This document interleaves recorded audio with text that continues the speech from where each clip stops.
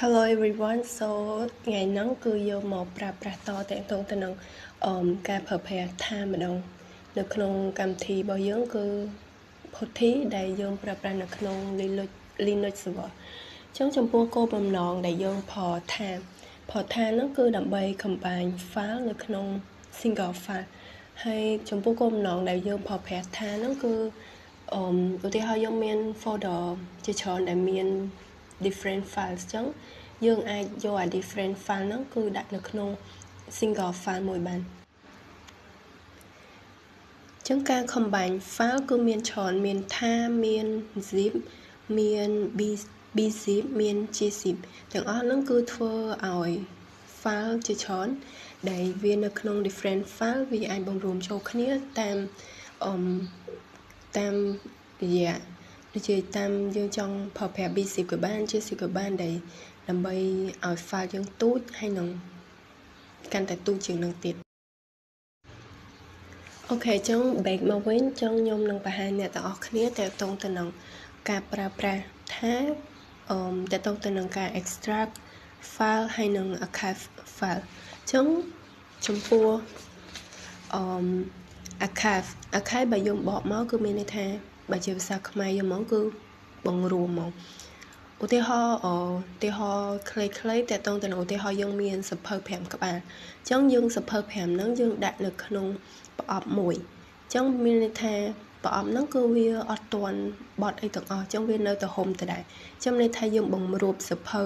5ក្បាលហ្នឹងនៅក្នុងប្រអប់មួយអញ្ចឹងយើងហៅថា archive អញ្ចឹងចំពោះ compress គឺមានន័យថាបង្រួមអញ្ចឹងបង្រួមគឺដូចជាយើងបត់អញ្ចឹងយើងបត់អាប្រអប់ហ្នឹងឲ្យវា small ជាងអាពេលយើងអត់ទាន់បត់ជា original box អញ្ចឹងនៅពេលដែលយើងបត់ហើយគឺវានឹងឃើញប្រអប់នៃសភៅហ្នឹងគឺវារៀងទូចហើយដែលយើងក្តោបអាសភៅ5ក្បាលហ្នឹងអញ្ចឹងនៅពេលដែលយើង extract គឺមានន័យថាពលាគឺនៅពេលដែលយើងបកអាប្រអប់ដែលយើងបានបត់ដែលយើង compress ហ្នឹងគឺវាពេលយើង extract ហើយគឺវាពលាមកជាប្រអប់ដូចដើមវិញអញ្ចឹងវាធំដូចដើមវិញអញ្ចឹងអាហ្នឹងមានន័យថា extract អូខេអញ្ចឹងកុំឲ្យខាតពេលវេលាយូរអញ្ចឹងយើងមកមើលឧទាហរណ៍ទាំងអស់គ្នាតកតងទៅនឹងការប្រើប្រាស់ថាអូខេអញ្ចឹងឥឡូវយើងមកបង្ហាញតកតងនឹងថាអញ្ចឹងមុនដំបូងយើង touch file សិនអញ្ចឹងខ្ញុំដាក់file my file 1.txt ហើយ my file 2មួយទៀតគឺ my file 2.txt អញ្ចឹងបន្ទាប់ពីយើងនេះហើយគឺយើងបង្ហាញ file យើងគឺយើង ls មកអូខេអញ្ចឹងបន្ទាប់គឺយើង make directory អញ្ចឹង directory គឺយើងដើម្បីបង្ហាញថាfile 1ហើយនិង file 2ហ្នឹងនៅក្នុង directory 1 directory 2អញ្ចឹងអ្នកនរគ្នាឃើញនៅពេលដែលខ្ញុំ make directory គឺវា load នៅឃើញថាមាន directory 1 directory 2អូខេអញ្ចឹងបន្ទាប់គឺយើងចូលទៅប្រើប្រាស់ថាដែលយើង tab ថាជាមួយនឹង cvf ហើយកន្លែងបន្ទាប់មកគឺខ្ញុំដាក់ folder ខ្ញុំ my project ហើយ my project.tar ហើយខ្ញុំវាយឈ្មោះ file ខ្ញុំ my file 1.txt my file 2.txt បន្ទាប់មកយើងដាក់ដៃ1ហើយនិងដៃ2គឺមានន័យថា file 1 2ហ្នឹងគឺនៅក្នុង directory 1 directory 2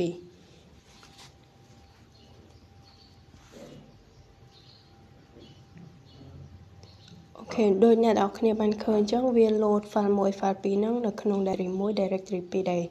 ដៃ1ដៃ2ហ្នឹងគឺវាមាន slash ចឹងន័យថា file របស់យើងគឺនៅក្នុង directory ហ្នឹងហើយអញ្ចឹងបន្ទាប់មកបើដែលយើងបានឃើញ C ហើយនិង VF ហ្នឹងគឺមានន័យថា C គឺ create and archive គឺមានន័យថា combine file ហើយចំពោះ V គឺមានថាverbose ដែលវា show name of file ដែលពួកវាប្រសេសហ្នឹងចំពោះ F គឺfile គឺមានន័យថាឈ្មោះរបស់ file អូខេអញ្ចឹងបន្ទាប់មកគឺយើងទៅ extract and archive ទាំងអស់គ្នាគឺមានន័យថាយើងពលា file ម្ដងអញ្ចឹងបន្ទាប់មក dương ple file dương thép tha hai cứ miền dương thép xvf hai cho mùi nâng folder bao dương nâng hai miền cái tôi dot tha trong này tha nó bây giờ dương thép hay enter máu cứ dương nâng khơi tha nó bây giờ dương extract out file nó cứ dương extract bị folder dot tha nó là không current directory trong bộ x mới này tha extract file ao thì dương khơi bị ao bây dùng vài x vf cứ mình thay dương extract file này trong bài toán máu dương từ archive with chi xịn mà đồng trong cái tôi bảo viết cứ bà con chỉ miền .tha.gs trong cứ việc trong bộ chi xịn cứ việc comment cái phở nó không lên nội đại bị phù file cứ phơi file nó small trong dương thẹp máu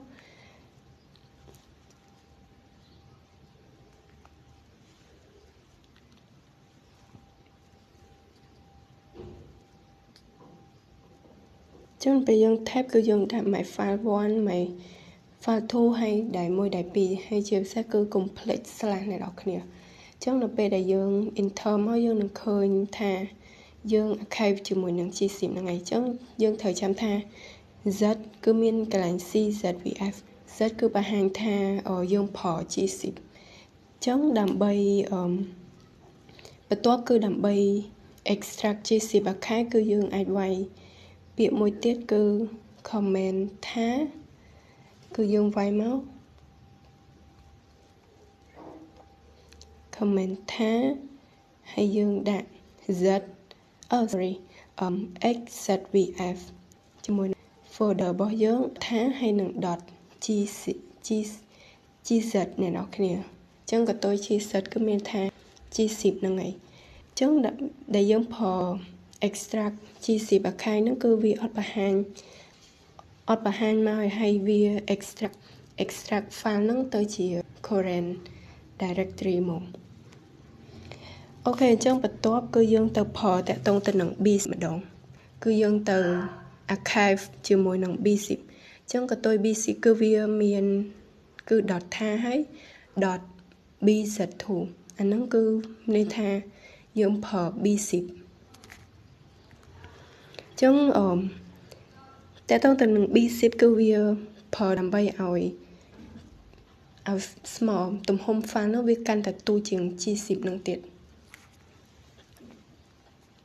ចឹងយើងអាចវាយចឹងយើងវាយមកថា .off ថាឲ្យយើងដក clear មកវាយ CJVF ជាមួយនឹង folder ថាយើងឲ្យកតុយBV2 នឹង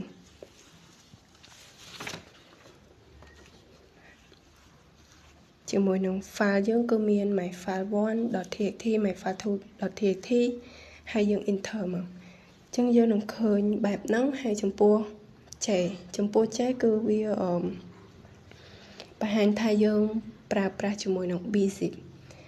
អូខេអញ្ចឹងដើម្បី uncompress វាវិញតែយើងប្រើ comment អីគេដើម្បី uncompress គឺវាគោលបំណងដែលយើងប្រើ uncompress ហ្នឹងគឺដើម្បី archive only ហើយនឹង extract only អញ្ចឹងយើងអាច tab ថាហើយយើង tab មក xjvf ជាមួយនឹង folder យើងជាមួយនឹងកតុយb2 ហ្នឹងអញ្ចឹងពេលយើង tab ចឹងហើយយើងនឹងឃើញថាវា archive only file អញ្ចឹងដូចអ្នកនរគ្នាបានឃើញចឹងនៅពេលដែលយើងtab ហើយគឺវាឃើញបែបហ្នឹងហើយដែលខ្ញុំ tab ls ហើយជាមួយនឹង la ហ្នឹងគឺដើម្បីសូតាក់ទងទៅនឹង file size ដែលយើងចង់មើលទំហំ file size របស់យើងថាតើ file របស់យើងហ្នឹងទំហំប៉ុន្មានគឺយើងអាច tab ls ហើយនឹង la បានចុងគោលបំណងដែលយើងប្រើចឹងទីហត់ថាចឹងគឺវាអត់ឆេងនេះគឺវា 10m ហើយជាមួយនឹង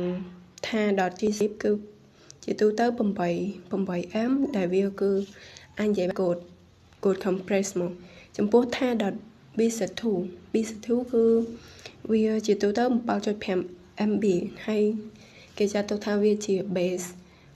compress ដែលវាល្អបំផុតក្នុងការហ្នឹងហើយអូខេអញ្ចឹងជាទូទៅ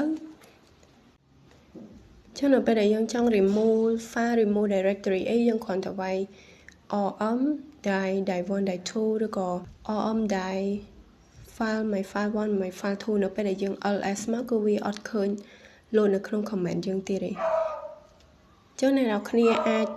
សង្ឃឹមថាអ្នកនរគ្នាអាចយល់តាក់ទងទៅនឹងថាដែលខ្ញុំបង្ហាញអ្នកនរគ្នាមិញហ្នឹងហើយចំពោះpurpose ដែលយើងប្រើវាគឺទោះបីជាយើងមាន file ច្រើនប៉ុន្តែនៅពេលដែលយើង send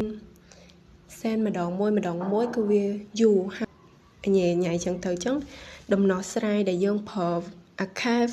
ប្រើថាហ្នឹងគឺដើម្បីដាក់ file ជាច្រើននៅក្នុង folder តែមួយហើយចំពោះតាក់ទងទៅនឹង compress គឺមាន zip gzip ហើយនិង bzip គឺវា make file ឲ្យកាន់តែតូចដើម្បីងាយស្រួល save ចំពោះ zip គឺវា compress ក៏បានហើយនិង combine ក៏បានដែលវាក៏ sharing ជាមួយនឹង ប្រើ Windows មកអញ្ចឹងសរុបមកវិញគាត់ហើយអត់ត្រូវការ send ទៅ Windows គឺប្រើ zip បានហើយបើយើងត្រូវការ mark compress មកគឺប្រើ bzip